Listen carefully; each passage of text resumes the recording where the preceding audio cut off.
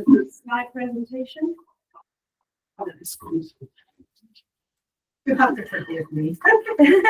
Landon's going to help here. Yeah, we're.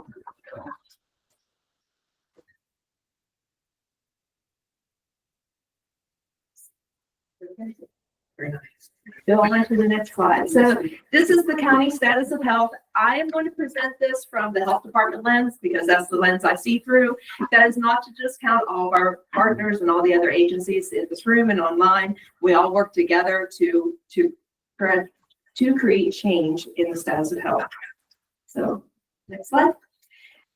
Throughout the presentation, there's a lot of data being presented to you, a lot of numbers. This is where it comes from the state health improvement process, census data, the YBRS survey, the county health rankings, and all this here. So here's the general demographics of Garrett County. In the last, was it 15 years, the population's gone down 4%. Increasingly, our population is getting 65 years and older, and that stresses the importance of our safety net and our support services for a senior population. I also wanted to highlight that our unemployment rate compared to the state is a little bit higher than the state average, about on par with the United States. Our persons in poverty are a little bit higher also than the state, but under the nation as a whole. Next slide. So this data is a little bit old. Since COVID, some of the data has not been updated quite as quickly as we would normally like. These are in 2022, there were 379 deaths among Garrett County residents, and heart disease and cancer remain the leading causes of death. This is pretty much unchanged for the last several years of the data that we have. Is pretty constant or consistent, I should say. Next slide. All right, so this is the graphical presentation or visual presentation of what is the county health rankings are kind of based on and the theory behind it. The University of Wisconsin Population Health Institute model shows how the community conditions where we live, learn, work, and play affect our collective health and well-being.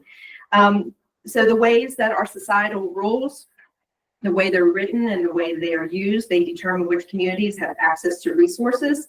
And then the people in power are those that shape the rules and how they are applied. And that stresses the importance of this council, the Local Health Improvement Council, because we have the power to help shape the change and make the change in our community conditions and then our population health and well-being.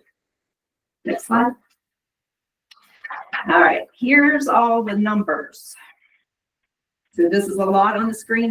These next slides compare Garrett and Allegheny County and then Preston and Mineral County. Just because, that to show our regional variances. So first, our life expectancy in Garrett County is a good bit higher than our surrounding counties. We're at 76.8, and the others are right around 74. If you look under quality of life, the percentage of people saying they have frequent physical distress in Garrett County is 13%. On Allegheny and Preston, it's 14 and 17%. Adult obesity is 37% in Garrett County. Preston and Mineral are 41 and 43. Those saying they have frequent mental distress are 18% in Garrett County, and that's less than the surrounding counties also. Feelings of loneliness is 37% in Garrett County, which is equal to Allegheny, but slightly higher than Preston and Mineral. So the quality of life measures are reflections of our culture, and they're one of the groups of measures that we can make an impact upon in our prevention activities and how we view adult leisure and daily physical activity. Next slide. So these are our community conditions. And this slide shows the importance of prevention education in our schools and how we work with our families. and in our communities to promote healthy behavior and reinforcing lifelong habits to reduce risk. It also reflects our direct services that we provide here in the health department with WIC and Healthy Families, in our chronic disease system of care that we're trying to establish or have established, and how we're evolving to address food insecurity and incorporate food as medicine approaches. So the first line is limited access to healthy foods. And in Garrett County, that's only at 4%. The other counties are significantly higher than that. Food insecurity in Garrett County is 16% and 17% in Allegheny, a little bit less in West Virginia. If you about a little past the middle of the page, the drug overdose deaths, we've made significant improvements in drug overdose deaths in the last year. We're at 26, and especially compared to Allegheny County at 59. Then down at physical activity, we're at 26%. And the other, well, Allegheny is a little bit better, and West Virginia is a little bit worse. Next slide. So this one is the physical environment and social and economic factors. And over the past few health planning councils, we've brought in guest speakers to discuss our collaborative efforts to make changes in the physical environment and the social and economic factors. For example, the local management board has conducted a housing study to identify the areas of need and solutions to that problem. So right at the top, the severe housing problems in Garrett County are at 11%. Which is lower than Allegheny, but it is higher than Preston and West Virginia. I always personally laugh at the next line, this driving alone to work. They view this as a negative statistic. I view that as my quiet time, and I think it's a very positive thing. But it's in population health terms, it is a negative statistic to have 77% of people driving alone to work. Then down in the closer to the bottom, the children in poverty in Garrett County is 15%. Well, in Allegheny, it's 22. Preston is also 22, and Mineral 17. And then down at the very bottom, the child care cost burden. Garrett County is better than surrounding counties. We're at 29%, while the others are at above 30%. Next slide. This is just a deeper dive into the demographics that we talked about early on in the presentation. It shows that compares how our 65% 65 and older compares to the other counties. We are pretty significantly higher than the other counties. The other thing I wanted personally to highlight was the children in single parent households. We're at 19%, and Allegheny's at 24, and West Virginia counties are at 22 and 21. Next slide. All right. This comes from the Maryland State Health Improvement Plan. The SHIP is a long-term plan to address the issues identified in the state health assessment, and it describes how the state health department, the public health system, and the communities it serves will work together to improve the health of the population. So the health department was an integral part of the Building a Healthier Maryland process. We co-chaired the Women's Health Work Group. And the following slides show how Garrett County measures up to the state health improvement plan metrics. Next slide. All right, so this slide, you got arrows going down, which means obviously that the measure is decreasing. If that arrow is green and going down, that means that's a good thing. If it's red and going down, that means it's a bad thing. If they're going up, that means it's increasing. And again, red, bad, green, good. So adults reporting no physical activity, our percentage is going down. We are higher than the state of Maryland, but we're trending better in our 5-year trend. Colorectal cancer screening, our percentage being screened is going down. That's obviously a bad thing, and we're under the state average. However, persons using a primary care provider is trending up, and we're above the state average. I'm going to get into the uninsurance rates a little later on in the presentation, so we'll skip over that for now. Same with babies with low birth weight. Our breast cancer screenings are trending upward, and we are above the state average. moving in the right direction.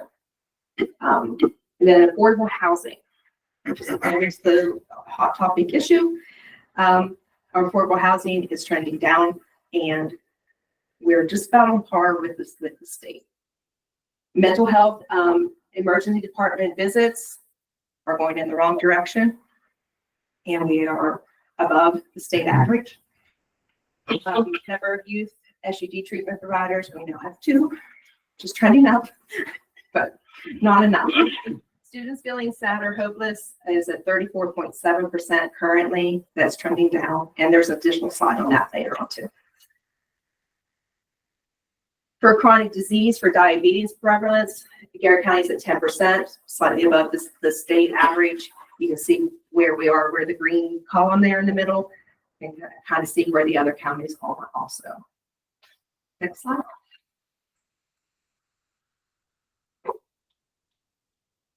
All right, so this is come back to comparing us to Allegheny County and to West Virginia counties. Garrett County is the dark blue at the bottom. Then it goes the most recent years over here on the left, and the furthest out years on the right. So you can see we're not changing a whole lot, and then you can see where we are compared to the other counties. So we're at 26% physical inactivity. Well, like Preston is at 33%. Minerals at 29% currently. Oh, I should mention that we have received competitive grants here at the health department that are helping to promote physical activity and also to incentivize physical activity. So we're hoping to improve these numbers that also will then help improve our chronic disease and obesity and our feelings of mental health. Here's obesity. So in this one, Garrett County is the palest green shade. When we pull a lot of these charts, we don't necessarily get to control the colors and how they're laid out. So Garrett County is the palest green shade, and so you can see where we are with all obesity. And this one's backwards from the last screen. This one, the most recent, is on the far right. So Garrett County is just above 35%. You can see it's increased since 2019, but it is better than Washington County for sure. All right, next slide. All right, access to care and birth prenatal care. So this is showing the percentage of women who have had care in their first trimester. This has kind of been a hot topic within the health department lately, so I wanted to highlight it. We're doing much better than what the Maryland rates are. Maryland rates is 66%, and we're at 78%. Next slide. All right, here's the undershort, and this chart is so hard to read, and I'm sorry for that, but it's what we have. Garrett County is this burnt orange color that has the circles on it. So here's our uninsured rate for children, and it is significantly higher than our surrounding counties that surround us. The furthest one over is adults, and we're a little bit better than Preston, but we're above the other two in for uninsured. So we are working with our partners and trying to decrease this, obviously trying to increase access to care, access to give the applications to people, and making contact. Next. Okay, another slide for access to care. This is the ratio of our population to primary care providers and providers other than physicians. Providers other than physicians are nurse practitioners, PAs, and clinical nurse specialists that can provide routine and preventive care. So you can see those numbers are not good. We are in a designated provider shortage area. Our mental health providers, there's a shortage of them just overall. Like we were constantly recruiting for them, and Jonathan Brennan will tell you we can't find them. We would hire them if we could. Next slide. Women's health and mammography screening. So the column over here shows you how the data has compared. We are definitely increasing. It has gone from 40% in 2012 to 49% in 2022, which is the most recent data we have. And we are higher than the state of Maryland. So we're doing relatively well in that area. This is Medicare people, Medicare enrollees, so they're women in the ages of 65 to 74. Next slide. Okay. This is specific to the health department. This shows our family planning services, and the program itself provides access to a range of services such as contraception, STI prevention and treatment, cancer screening, and general reproductive health. And so we just wanted to show this to show the need for family planning services, and that it's a essential healthcare to the community. Next slide. This is the birth weight infants. And this is our infants that are weighing less than 5.5 pounds. This is comparing us to the western region of Maryland. So we're just about the same as the entire state, just slightly above it. And that's the pink line that goes across.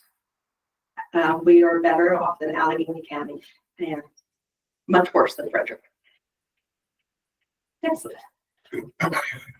This slide surprised me when Beth showed me this one, and I should at this point thank Beth for pulling all this information for us, and she's compiled this information. This is suicides in the state of Maryland, and the state overall is 10%. Suicides per 100,000 is 10%. We are at 16%. I was a little stunned at that one. So we do have just now received funding for a firearm safety campaign, and we're working with the Behavioral Health Center, which I think is coming up in the next later slide, to provide gun safety devices to our families. Next slide. Okay, so this information comes from the YRSB and the schools. Again, the arrows are meaning the same thing. If they're red is bad, green is good. So the percentage of students who experience physical dating violence is trending in the wrong direction. We're above the state of Maryland's metrics, and we're increasing. The percentage of students who are threatened or injured with a weapon on school property is trending downward, and it's below the state average. Percentage of students who were bullied on school property is trending upward. See, that's a negative example. Next slide. This is also from the YRSB. So the first one is students that felt sad or hopeless almost every day for more than 2 weeks. It's coming back down. It was up in 2021. It's going back down. That's an improvement, but we're not back to where we were in 2018. Those students who said they were seriously considering suicide has dropped significantly, but it's still at 20%. Those who said they actually made a plan to attempt suicide also dropped significantly from 2018, but it's still at 16.8%. Next slide. So this goes back to the drug overdose deaths that I was talking to you earlier. This shows all of our drug and alcohol deaths. It's 26. That doesn't show 26. I didn't catch that before. And then it shows the different types of drugs that were being used. Next slide. So for 2025, our priorities and initiatives relating back to the SHIP are chronic disease, and we're increasing our physical activity events to promote health, our access to care, like I spoke about earlier. We also have a grant to do remote patient monitoring to help people that have transportation issues, and increasing health insurance enrollment. For women's health, we're increasing women's health initiatives using also grants within the health department. And this goes to the drug or the gun violence I was speaking to earlier. We're utilizing grants and with our health education department and our Center for Behavioral Health to provide safety devices to their clients for suicidal ideations. And behavioral health, we continue to support behavioral health needs across the life force. Last slide.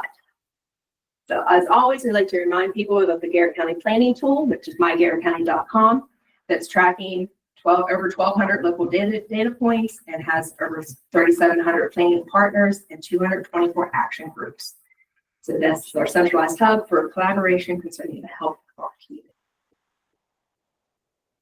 That's the end of the presentation. That was a lot of numbers. And do you have any questions or anything you want to discuss or anything like that?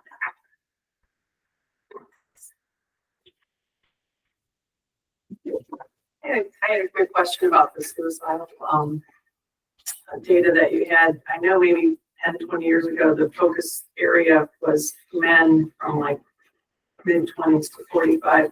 Has that shifted at all as far as the most suicides? I don't know. Beth, did you find any of that in your research?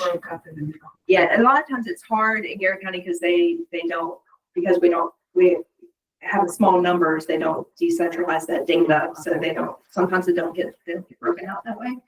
I don't know that for sure. Hey Jen, I saw the death rates, but do we have more recent birth rates? Like 2022 is the last that Vital Statistics has come out with them. Just curious if that's, I mean, typically we're about 250, 275 a year. Yeah. I was curious if that number was changing or consistent. So Yeah, the birth ones are out there. We just didn't highlight them, but we would have 2022's data. I still have the number off the top of my head. Cool. Alicia? There, I just going to perhaps suggest a partnership with us or a conversation, a follow-up conversation around the insurance, children with medical insurance, because that certainly hits us with medical assistance. And I'm just wondering if that rate means that they're not coming to us, or is it the underinsured where perhaps they don't qualify for our services, but their parents are working in a business or a service industry or something that doesn't provide insurance. So I would love to explore that a little bit more, because the low-hanging fruit, of course, is getting them into our doors and just making sure that we're catching any that we may not be. So happy to have further conversations about that. I agree completely. I think usually if they report underinsured separately, so the uninsured is probably straight up uninsured. Oh, okay. So that would be an even bigger concern that they're not accessing services that they could qualify for. Yeah. Okay, great. Thanks. yeah, if I can compliment Alicia's comment, we at Mount Laurel, we've been putting a full court press on, we noticed self-pay rising. And as we've gone in and looked at the self-pays, it's a lot of people who qualify who just aren't exercising their options. Mm-hmm. So we've got a full court press on self-pay who don't have insurance, as well as Medicare recipients without secondaries.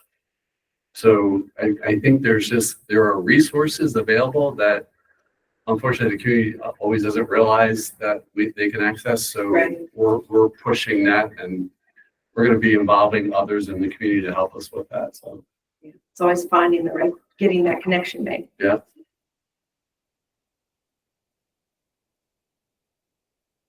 Anything else?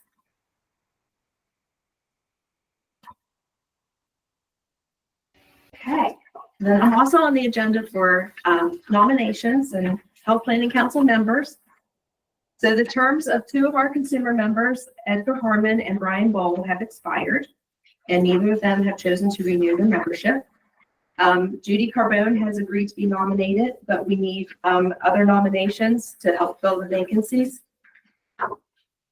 Do we have any nominations?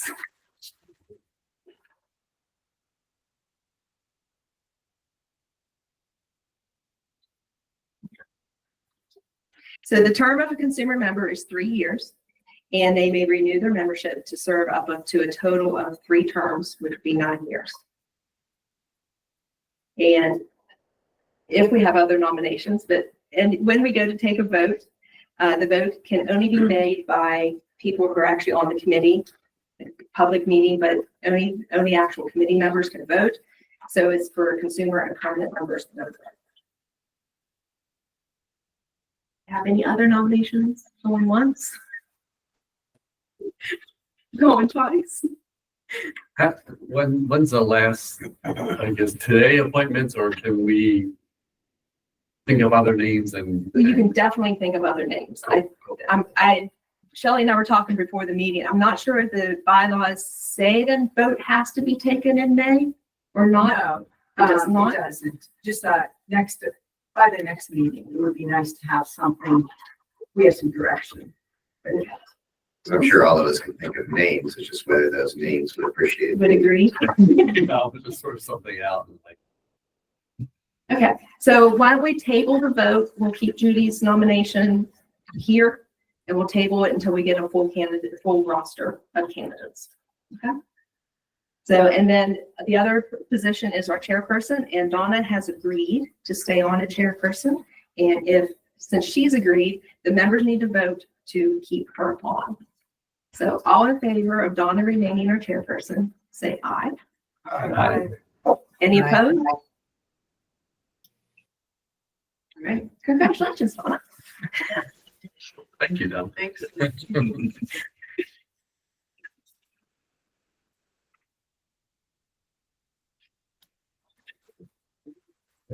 Okay, our final is agency updates, and I'll start with the room.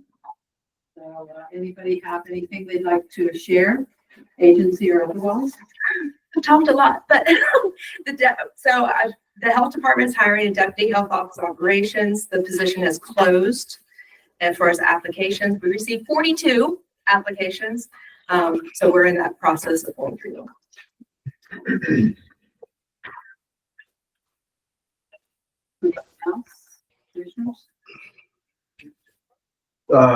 I'll just update the group briefly, and then if there's any questions, be happy to answer them. We just had our proposed budget presentation Tuesday night. I guess the highlight of that presentation, the two highlights. One is that I know anyone in the room that's involved in an agency that we fund, you work with Scott and work through Scott to come up with a reasonable number to request funding for. The proposed budget meets all of those funding requests. And at the same time, for the first time in a very long time, we are proposing a property tax cut and no tax increases. We may be the only county in the state to do either one of those things. So that's exciting for us. But other than that, if anyone has any questions, we'd be happy to answer them. But the budget seems to be the primary focus right now. Good news is Garrett County is extremely solvent and in great financial shape. A lot of credit to our finance staff who, Larry, I think will agree with me, is the best in business.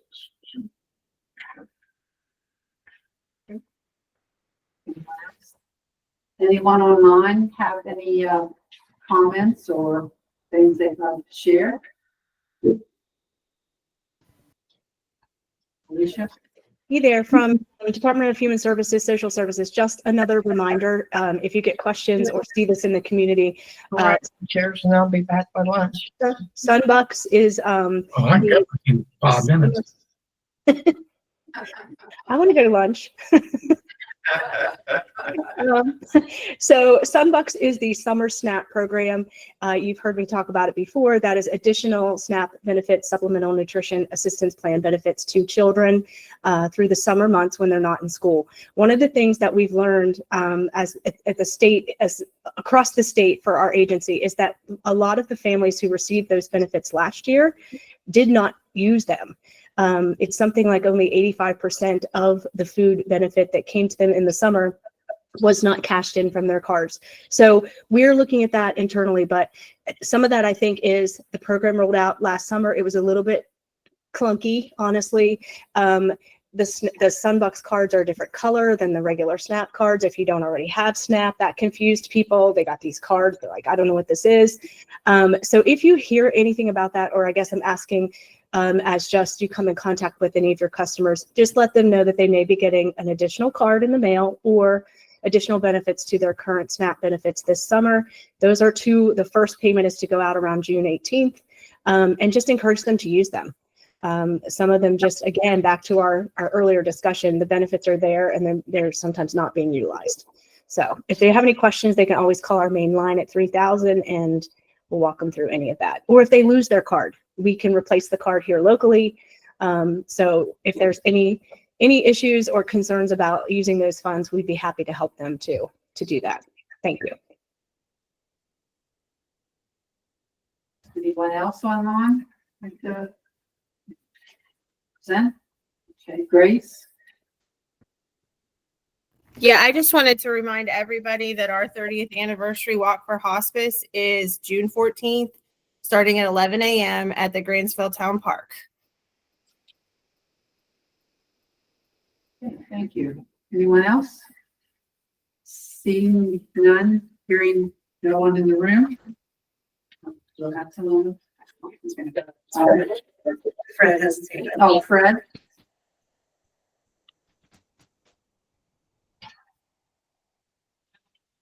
Maybe you didn't mean to have his hand up.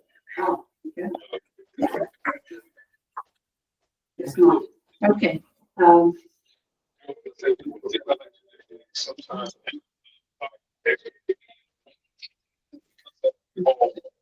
Cassie has her hand up too.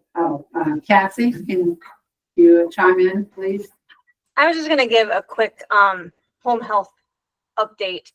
We are currently sitting at a census of 90 patients. That is the most I have seen home health be in probably the 5 years that I have been there. Currently, I had to, just due to staffing, I did have to take us down to diversion. I'm only taking acute hospital discharges at this point, and those are even being screened pretty thoroughly as far as for services until we can kind of get back up on our feet a little bit. I only have 2 physical therapists, and their evals are pushing out at 2 weeks at this point. I only have 1 occupational therapist. So I just wanted to give a quick update on that for the time being, we're only taking acute patients, and I've let all referral sources in the county know that. And then as soon as, I'm hoping only about like a week or so, just to kind of get my staff's head above water, and then we can open back up to physician office and nursing home referrals as well. Thank you. Seeing no one else online and no one else. in the room? Yes. Hello. Can y'all hear me? Yeah, thanks. I didn't accidentally raise my hand. I know people find that shocking.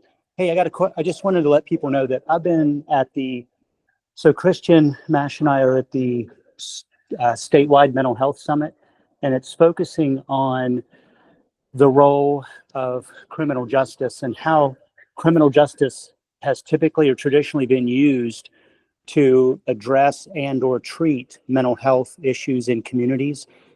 So Christian and I will be coming back and getting a local team established in Garrett County to focus on services, an array of services that can be provided for individuals that are maybe not yet involved in criminal justice, or once they are involved, how do we divert people better than what's currently being done? And the interesting thing is, we talked about data today. There's a lot of data that's out there on the role of mental health issues and substance use disorder issues and how they relate to criminal justice experiences. And so the theme here has been that mental health does not create crime. And so there are a lot of people that might have differing opinions on that. But if we can figure out ways to strategize and divert prior to people becoming involved, or once they might have an experience with law enforcement, how do we divert people into services and more suitable life choices of occupation, places to live, and supportive community environments? And so data will become an increasingly important part of this, and the work that is done in our the Office of Population Health Innovation Informatics will become more important, because yesterday, a lot of presenters were talking about the role of population health and also of just public health in enhancing and helping with the diversion of people for additional services that'll lead to more thriving lifestyles and community enrichment as well. So I just want to put that out there. Today, we're going to talk about community planning tools. And so I don't know if I'll have an opportunity to talk about mygarrettcounty.com, but if I do, I will make sure I mention that, because they want people to have access to as much information and as much resources as possible in communities. So that's all I had to say about that. Thank you. Tiffany? Donna, I just wanted to remind everybody that effective January of 2025, AIRS changed its name from Adult Evaluation and Review Services to Assessments Evaluation and Review Services. The main reason for the name change was we evaluate and serve individuals of all ages, and the adult verbiage was a little bit misleading. And I am announcing the change in meetings. John has posted it on social media, and I've been conducting community outreach to notify everyone of the change. And all of our referrals are now being taken by Maryland Access Point, which is through Community Action. They take the referral and then they provide it back to us, and we schedule the assessment. So I just wanted to remind everybody of the name change as they see it as now assessments instead of adult. You? Don't see anyone else, so we will adjourn the meeting. Reminding everyone, June 26th is our next meeting, and thank you, commissioners, for doing the board talk. Thank you. Thank you.